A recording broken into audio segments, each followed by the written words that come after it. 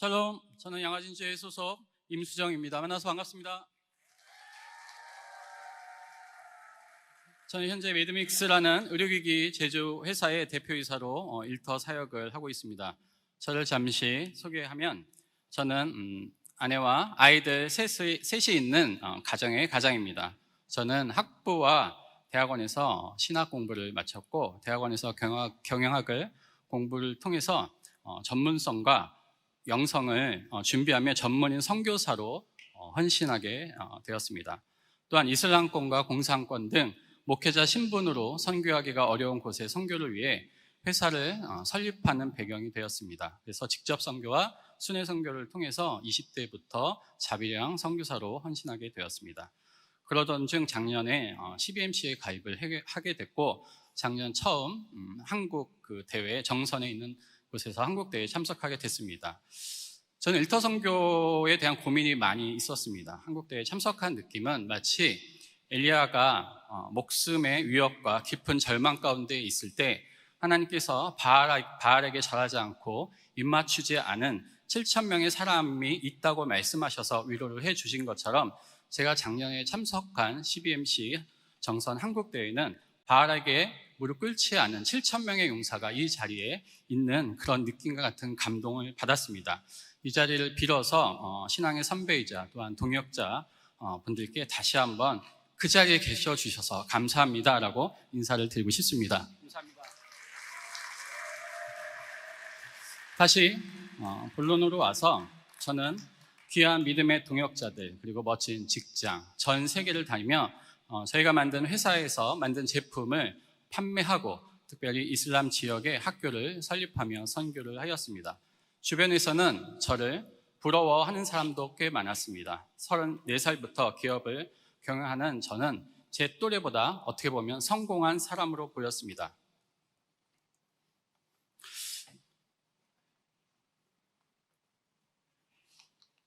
이러한 저도 지난 몇 년은 제 인생의 광야와 같은 시간을 보내야 했습니다. 오늘 저는 성공에 대한 다른 관점을 이야기하려고 합니다. 저는 2015년에 6월에 혈액암이라는 판정을 받았습니다. 의사의 혈액암입니다라는 그 한마디에 저의 모든 일상이 멈추고 무너지는 것 같았습니다. 어찌 보면 가장 고독하고 외로운 시간을 보내야만 했습니다. 계속되는 항암약으로 머리카락과 손톱은 빠지고 온몸의 피부는 터지고 벗겨지고 피가 났습니다. 하루하루가 정말 견디기 힘든 날들이었습니다. 1년간 집중 치료와 2년간의 항암을 하며 조금씩 회복되었고 다시 선교 사역과 일터 사역, 비즈니스를 시작할 수 있었습니다. 2017년 1월 2일 새해가 시작되고 회사 시무식을 심차게 시작했지만 제 마음이 편치 않았습니다. 그동안 누적된 적자로 직원들의 급여가 두세 달씩 밀렸습니다. 이런 이유로 2016년도에도 직원들이 몇 명은 퇴사하고 2017년도에도 계속적인 퇴사가 이어졌습니다. 그나마 남아있는 직원들도 한계가 온 듯한 표정으로 시무식 아침부터 표정이 어두웠습니다. 2017년도에도 계속되는 경기 침체 등으로 판매는 저조하고 개인적으로 15억의 은행 빚과 개인의 빚을 지고 절망 가운데 있기도 했습니다. 저희 집, 어머니 집을 담보로 친구, 동역자, 가족, 장인 사치할 것 없이 닥치는 대로 돈을 빌려서 회사에 넣었습니다. 아내가 신용카드가 막혀 식료품을 살 수 없다고 식료품을 담았던 카트를 다시 반납하는 그런 일들도 있었습니다. 핸드폰 관리비, 아이들 유치원비까지 계속 연체가 되기 시작했습니다. 주변에 더 이상 돈을 빌릴 염치도 없었습니다. 아침에 눈을 뜨면 깊은 한숨만 나왔습니다. 밤에는 스트레스 때문에 잠을 제대로 잘 수가 없었습니다. 두 달에 15알씩, 두 달에 15일씩 그 항암약을 먹는 시기가 있었습니다. 신체적 고통과 정신적 고통이 너무 힘들어서 저를 너무나도 절망 가운데 빠지게 했습니다. 늘 초조하고 심장은 두근거리고 두통과 불안감으로 잠을 잘 수가 없었습니다. 2017년 3월 더 이상 버티기가 어려웠습니다. 파산, 줄곧 생각만 해오던 파산을 결정해야 할 시기였었습니다. 파산을 준비하면서 저에게 하나님께서 다시 기적적으로 기회를 주셨습니다. 2018년부터 회사의 매출이 다시 오르게 되었습니다.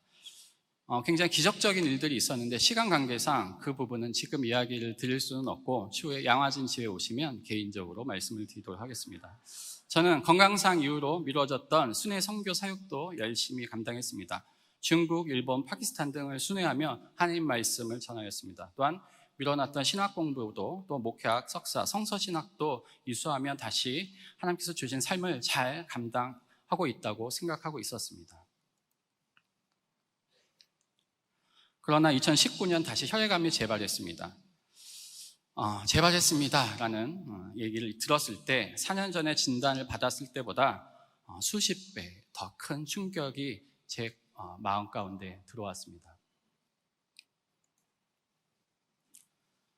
처음 발병됐을 때 치료와는 다른 치료를 했지만 치료를 할 때마다 제 마음 한 구석에는 끊이지 않는 질문이 있었습니다. 수십 번, 아니 수백 번 계속 제 마음속의 질문은 왜? 또였습니다. 병이 재발하기 전까지는 주님께서 기뻐하실 만한 일들을 하며 많은 부분을 순종하고 성결에 힘쓰며 노력하고 있다고 생각했습니다. 그러나 저에게 주어진 것은 또다시 고난이었습니다. 조금 전 힘들게 광야를 비틀거리며 견뎌냈다고 했던 그 순간 지나온 광야보다도 수십 배나 더 큰 광야를 지나야 한다고 생각하니 그 충격에 몸을 가눌 수가 없었습니다. 새로운 항암 주사로 온몸이 붓고 숨쉬기도 힘들었습니다. 심장과 신장에 부담이 많이 되었는지 그전 치료에 있었던 통증과 아픔과는 또 다른 통증과 아픔이 있었습니다. 몸이 아프니 더 마음이 약해지고 있었습니다. 또한 버려진 듯한 그 감정과 상실감에 그 무게가 저를 계속적으로 누르고 있었습니다. 도대체 나는 무엇인가라는 존재감의 회의가 들었습니다. 계속 고민하고 있던 저에게 주님께서 천천히 그리고 부드럽게 하루하루 찾아와 말씀해 주셨습니다. 그중 마음의 무게가 가벼워지며 치유가 되었던 그 기도 부분이 있었습니다. 주님, 제가 왜 또 아파야 합니까? 주님, 제가 또 왜 이곳에 있어야 합니까? 그 답답함에 기도했을 때 예수 그리스도께서 저에게 이렇게 말씀하셨습니다. 너를 사랑하기 때문이다 라고 얘기하셨습니다. 주님께서 저를 사랑하시기 때문에 저의 아내와 저의 아이들을 사랑하시기 때문에 제가 이 병원에 다시 들어온 것이라고 하셨습니다. 뜨거운 눈물이 왈칵 쏟아져 나왔습니다. 무너졌던 마음이 서서히 위로가 되었습니다. 전혀 예상하지 못했기 때문입니다. 저를 그리고 제 가족을 사랑하시기 때문에 제가 이곳에 이 병원에 있어야 된다는 것을 제 마음에 큰 위로가 되었습니다.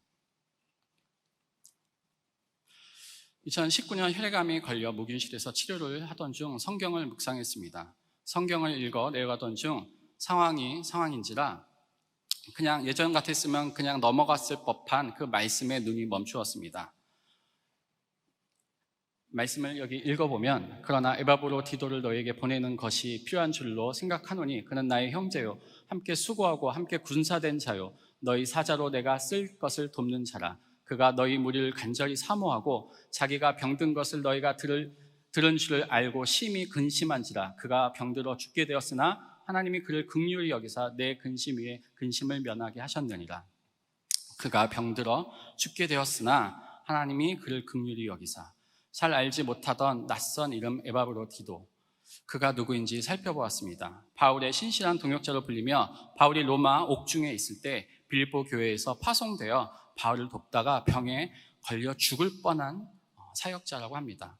성경에서는 그에 대해 많은 이야기가 있지는 않지만 사도 바울의 표현으로만 봐도 그를 얼마나 신뢰하고 사랑했던 사람인가를 알 수가 있습니다. 또한 빌립보 교회에서 그 먼 곳 바울에게 보낼 정도로 교회에서 그가 중요한 위치가 있고 신임이 있던 자임을 알 수가 있었습니다. 그는 빌립보서 전달자로도 알려져 있는 자입니다. 제가 눈에 들어온 것은 그런 그가 사역 중에 병들어 죽게 되었으나 라는 부분이었습니다. 이 중요할 때 왜? 에바브로디도 자신도 당황스럽지 않았을까요? 저 또한 그랬습니다. 사람이 죽는 것은 정해져 있지만 지금은 아니지 않나 싶었습니다.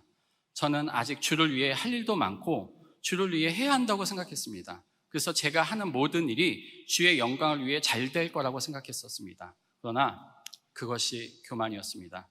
인생을 살다가 보면 예기치 않은 일들이 발생합니다. 마치 홀로 광야를 지나듯 고독하고 불행하다고 생각할 때가 있습니다. 저처럼 몇 년간 한 번에 큰 태풍이 몰아쳐 오듯 인생의 큰 고비를 연속으로 맞닥뜨릴 때가 있을 것입니다.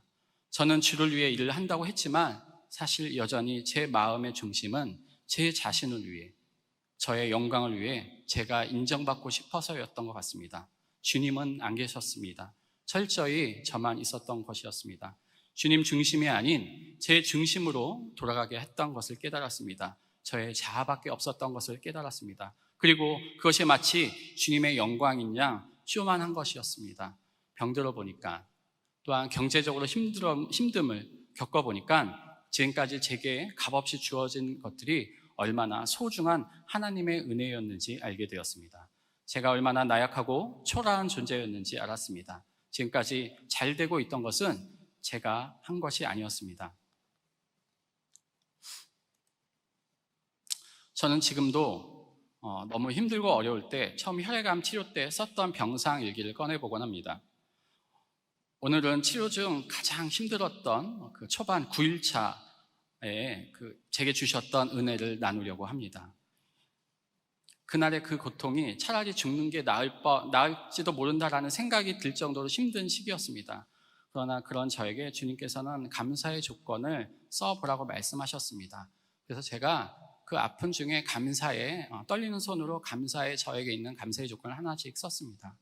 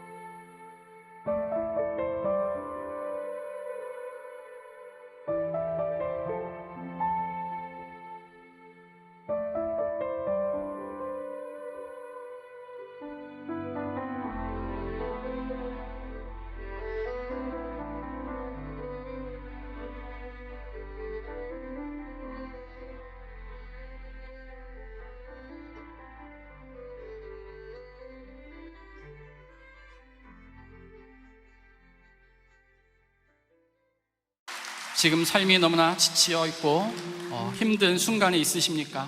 어쩌면 그 과정을 통해 우리의 삶을 다듬고 우리를 사용하려 하시는 줄 모릅니다. 어쩌면 하나님께서는 고난의 과정을 통해 우리를 다듬고 사용하고 있다는 것을 우리가 이 시간 믿어야 될 것 같습니다. 우리의 삶의 목적은 무엇을 소유하는 것이 아닙니다. 우리의 삶의 목적은 하나님을 경험하고 그분과 지속적으로 동행하는 것에 있습니다. 소망 가운데 인내하며 기다릴 때 이젠 더 이상 내 힘으로 안 된다고 내려놓을 때 그때 주님의 역사가 일어납니다. 우리의 자리를 내어드릴 때 비로소 우리의 인생의 역전을 주님께서 일어나게 해주십니다. 아멘. 그리스도와 방향을 같이 하며 주님을 따라 걸으시겠습니까? 오늘도 과거의 사람이 아니라 변화된 사람으로 주님 앞에 서길 원합니다. 우리 인생에 하나님의 역전이 일어나도록 소망 가운데 인내하기를 소망합니다. CBMC에서 매주 같이 기도하며 배운 것이 있다면 세상이 나를 성공한 사람이라 부르는 것이 무슨 유익이 있냐는 것입니다. 내 이름이 높아지는 성공이 아니라 하나님의 이름이 높아지는 성공이어야 한다는 것입니다. 사람들이 박수치는 길보다 하나님께서 잘하였다 인정하시는 길을 걷기를 소망합니다. 세상의 기준의 성공이 아니라 하나님께서 인정하시는 형통을 이루는 CBMC의 믿음의 동역자들이 되기를 소망합니다. 기도하겠습니다. 항상 기뻐하라. 쉬지 말고 기도하라. 범사에 감사하라. 이는 그리스도 예수 안에서 너에게 향하신 하나님의 뜻이니라. 하나님, 오늘 한국대회에 참석하는 CBMC 동역자 한 명 한 명을 기억하여 주시옵소서.